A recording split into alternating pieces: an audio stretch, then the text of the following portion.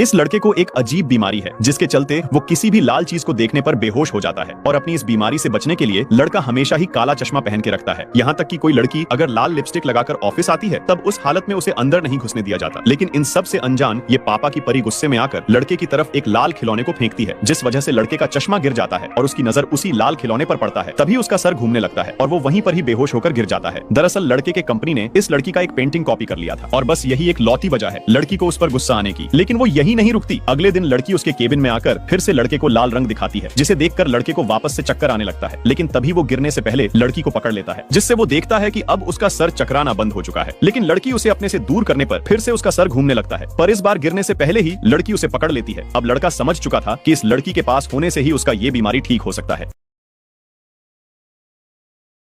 इस लड़के को एक अजीब बीमारी है जिसके चलते वो किसी भी लाल चीज को देखने पर बेहोश हो जाता है और अपनी इस बीमारी से बचने के लिए लड़का हमेशा ही काला चश्मा पहन के रखता है। यहाँ तक कि कोई लड़की अगर लाल लिपस्टिक लगाकर ऑफिस आती है तब उस हालत में उसे अंदर नहीं घुसने दिया जाता। लेकिन इन सब से अनजान ये पापा की परी गुस्से में आकर लड़के की तरफ एक लाल खिलौने को फेंकती है, जिस वजह से लड़के का चश्मा गिर जाता है और उसकी नजर उसी लाल खिलौने पर पड़ता है। तभी उसका सर घूमने लगता है और वो वहीं पर ही बेहोश होकर गिर जाता है। दरअसल लड़के के कंपनी ने इस लड़की का एक पेंटिंग कॉपी कर लिया था और बस यही एक लौती वजह है लड़की को उस पर गुस्सा आने की। लेकिन वो यही नहीं रुकती, अगले दिन लड़की उसके केबिन में आकर फिर से लड़के को लाल रंग दिखाती है, जिसे देखकर लड़के को वापस से चक्कर आने लगता है। लेकिन तभी वो गिरने से पहले लड़की को पकड़ लेता है, जिससे वो देखता है कि अब उसका सर चकराना बंद हो चुका है। लेकिन लड़की उसे अपने से दूर करने पर फिर से उसका सर घूमने लगता है, पर इस बार गिरने से पहले ही लड़की उसे पकड़ लेती है। अब लड़का समझ चुका था कि इस लड़की के पास होने से ही उसका ये बीमारी ठीक हो सकता है।